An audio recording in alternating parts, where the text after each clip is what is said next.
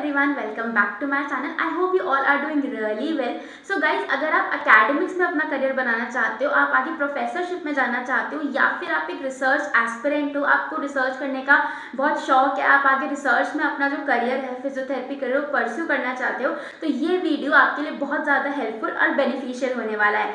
सो इस वीडियो का टाइटल और थंबनेल देखकर आपको पता चल ही गया होगा कि आज के इस वीडियो के अंदर हम बात करने वाले हैं about the net JRF examination for physiotherapist. तो अगर आप भी फिजियोथेरेपी स्टूडेंट हो जो आगे रिसर्च में जाना चाहते हैं या फिर अपना टीचिंग करियर परस्यू करना चाहते हैं, सो ये वीडियो आपको बहुत ज़्यादा हेल्प करने वाला है। सो इस वीडियो को शुरू से लेकर आखिर तक जरूर देखना। सो इस वीडियो के अंदर मैंने सारी इंपॉर्टेंट डिटेल्स कवर करी हैं, जैसे कि हम बात करेंगे आज इस वीडियो में about what is net JRF examination, how a physiotherapist is eligible for giving this examination, इसमें स्टाइपेंड कितना मिलता है, मिलता भी है या नहीं मिलता टू फिजियोथेरेपिस्ट। उसके बाद हम बात करेंगे about the exam pattern and the resources which you have to use for clearing this examination. Video के लास्ट में मैंने कुछ इंपॉर्टेंट टिप्स भी आपके साथ शेयर करी हैं। सो आगे बढ़ने से पहले मैं अपना एक ब्रीफ इंट्रोडक्शन दे देती हूँ। सो मैंने अपना नेट जेआरएफ क्वालिफाई किया है इन दिसंबर 2024, यानी कि अभी जो जनवरी में एग्जाम हुआ था वो मेरा क्वालिफाई हुआ है and currently I am a PhD scholar. तो अब जल्दी से बिना किसी देर के ये वीडियो स्टार्ट करते हैं और आपको सारी इन्फॉर्मेशन इस एक ही वीडियो में मिल जाएगी अगर आप ये एग्जाम देना चाहते हो तो सबसे पहले ये बात करते हैं कि क्या फिजियोथेरेपिस्ट एलिजिबल होते हैं इस एग्जामिनेशन के लिए। तो इसका आंसर है a big yes, physiotherapist are eligible for giving this examination. अब ये एग्जामिनेशन में देखो क्या होता है ना कि आपको पेपर 1 और पेपर 2 देना पड़ता है, बट एक्चुअली जो फिजियोथेरेपिस्ट सब्जेक्ट है, जो फिजियोथेरेपी सब्जेक्ट है, that is not mentioned in the list of the subjects that UGC has given. So UGC has mentioned physical education in their list of subjects. The code is I think 047 और 47 ये code है physical education का। तो हम physical education का NET JRF clear करते हैं because it is most relevant to our field physiotherapy के। तो फिजियोथेरेपी का एज सच नेट जेआरएफ की जो सब्जेक्ट कोड की लिस्ट होती है उसमें नाम नहीं होता, बट मोस्ट रेलिवेंट सब्जेक्ट जो है फिजियोथेरेपी का वो फिजिकल एजुकेशन होता है और फिजिकल एजुकेशन के through he PhD in physiotherapy में हम एनरोलमेंट लेते हैं। इसके बाद जो एक मोस्ट इंपॉर्टेंट क्वेरी आती है कि क्या हम ये एग्जाम बैचलर्स के बाद दे सकते हैं या फिर हमें मास्टर्स के बाद ये एग्जाम देना होता है।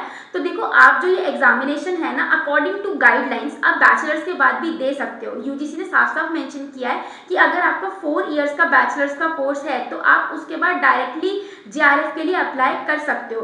बट जब आप यूनिवर्सिटीज में जाते हो ना तो वो प्रेफर करते हैं कि आपके पास एमपीटी हो, तो इट इज मच बेटर।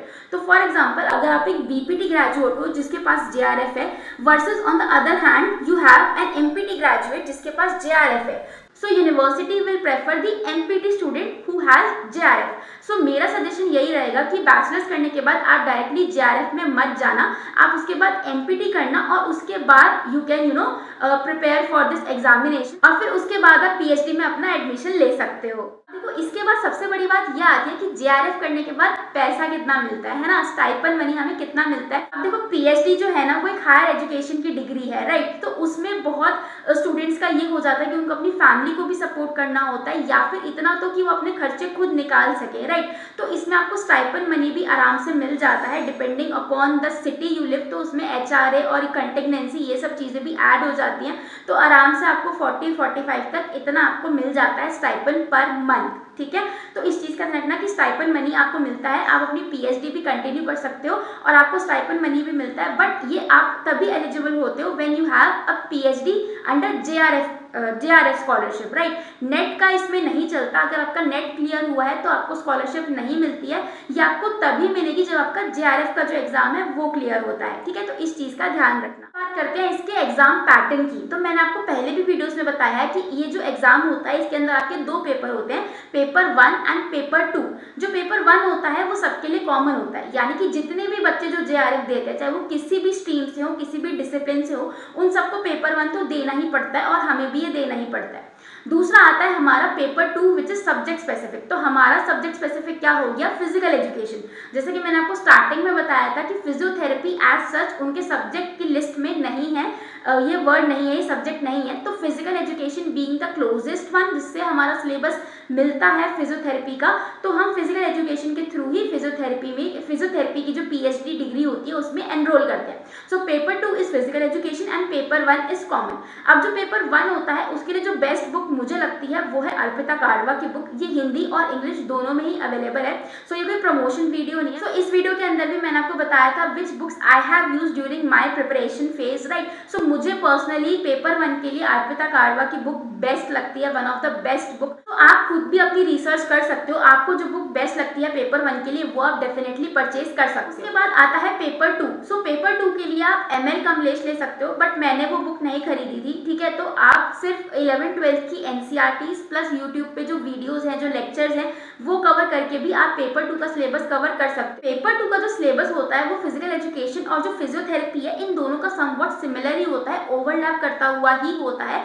कुछ कुछ जगह डिफरेंसेस आते हैं, जैसे कि फॉर एग्जांपल फिजिकल एजुकेशन में आपको ancient Olympic, modern Olympic, Commonwealth games, Asian games, इन सब के बारे में भी पढ़ना होता है। तो वो आप नॉर्मल यूट्यूब पे जाके 11th-12th की NCERTs के थ्रू भी पढ़ सकते हो, क्योंकि मैंने भी वहीं से अपनी प्रिपरेशन करी थी, मैंने कोई बुक नहीं खरीदी थी। बट फिर भी अगर आप कोई बुक परचेज करना चाहते हो तो I will recommend ML Kamlesh, क्योंकि जब मैं अपनी रिसर्च कर रही थी कि पेपर 2 के लिए मुझे कौन सी बुक लेनी चाहिए, तो ML कमलेश के मैंने बहुत सारे रिव्यूज़ पढ़े थे, तो बहुत अच्छे रिव्यूज़ थे। बट क्योंकि वो बुक ना थोड़ी मोटी है तो मेरे पास टाइम कम था, क्योंकि मेरा पेपर आने वाला था, तो मैंने इन्हीं रिसोर्सेज पे स्टिक किया था। और ऐसा नहीं है कि अगर आप इन रिसोर्सेज पे स्टिक करते हो तो आप अपना जो GRF है वो नहीं निकाल सकते। डेफिनेटली अपना जो GRF है वो निकाल सकते हो इन रिसोर्सेज का यूज़ करके भी। सो इस वीडियो के अंदर मैंने आपको स्टाइपेंड मनी भी बता दिया है, एग्जाम का पैटर्न क्या है वो भी मैंने आपको समझा दिया है, और रिसोर्सेज आपको कौन से यूज़ करने हैं वो भी मैंने आपको सारी बातें बता दी हैं। इसके अलावा रिसोर्सेज पे अगर आप बुक का रिव्यू देखना चाहते हो तो वो भी मैंने अपने चैनल पर डाल रखा है। मैंने एक एक चीज़, सारी बुक्स और इनके बारे में बता रखी है, आप चाहो तो जाके देख सकते हो। उसके बाद भी मैं यही कहूँगी कि सिर्फ मेरी बात पे मत जाना, और भी अपनी तरफ से सोचो, देखो, सर्च करो, गूगल पे जाओ, किसी फ्रेंड से पूछो, कहीं और बात करो, फिर आपको जो बुक बेस्ट लगती है अपने लिए वो लो। मुझे जो बेस्ट बुक लगी थी वो थी अर्पिता काड़वा की, तो आप भी वो बुक ले सकते हो अगर आप लेना चाहो तो ये टोटली आपका डिसीजन है, राइट। अब मैं कुछ आपको टिप्स बता देती हूँ, क्योंकि अभी जो आपका एग्जाम है वो दिसंबर में होगा, ठीक है। दिसंबर के फर्स्ट या मिड ऑफ दिसंबर में आपका जो एग्जाम है वो कंडक्ट करा दिया जाएगा, and now it is September, right. So जितना जल्दी आप इस एग्जाम के लिए प्रिपरेशन स्टार्ट करते हो उतना इज बेटर, राइट। यानी कि जितना जल्दी आप इसको पढ़ना स्टार्ट करोगे, इसके नोट्स बनाना स्टार्ट करोगे, तो आपके लिए वो ज़्यादा बेटर रहेगा, क्योंकि एंड टाइम पे चीज़ें नहीं होती, ठीक है। क्योंकि बहुत समझने वाला पार्ट भी है इस एग्जाम के अंदर, सब कुछ हमें रट्टा नहीं मारना है, ठीक है। तो वो चीज़ें एंड टाइम पे जाके नहीं होंगी। दूसरी जो इंपॉर्टेंट टिप है वो ये रहेगी कि PYQs पेपर 1 और पेपर 2 के जितने भर के प्रैक्टिस कर सकते हो उतने प्रैक्टिस करो। रोज का समझ लो कि हमें कम से कम 50 क्वेश्चन, 100 क्वेश्चन पेपर 1 पेपर 2 के लगाने ही लगाने हैं। अभी से अगर लगाना स्टार्ट करोगे तो ही जाके दिसंबर का जब एग्जाम होगा, जो पेपर होगा दिसंबर में, वो अच्छे से कवर कर पाओगे, क्लियर कर पाओगे। इसलिए शुरू से ही अपना बेस बनाना स्टार्ट कर दो।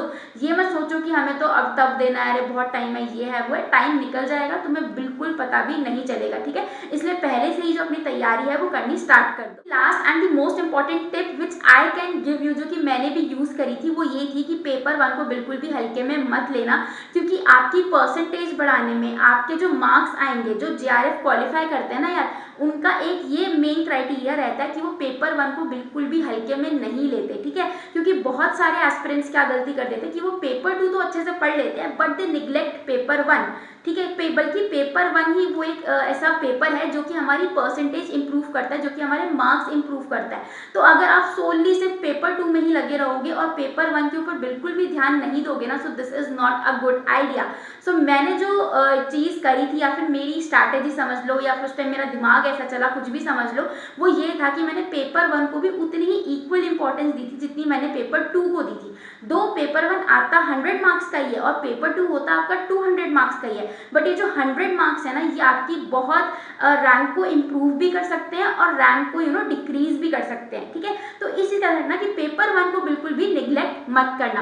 और अगर आप ये देखना चाहते हो कि मैंने पेपर 1 में अबव 70 मार्क्स यानी कैसे स्कोर किए थे, तो आप इस वीडियो पे जरूर जाके देख सकते हो। और अगर ये वीडियो इन्फॉर्मेटिव लगा हो, हेल्पफुल लगा हो, तो मेरे चैनल को जरूर सब्सक्राइब कर देना ऐसे ही इन्फॉर्मेटिव वीडियोस के। और ये जो वीडियो है ये अपने फ्रेंड्स और अपने ग्रुप्स में भी जरूर शेयर करना, ताकि उन्हें भी पता चले कि एज अ फिजियो हम और कौन कौन सी फील्ड्स एक्सप्लोर कर सकते हैं।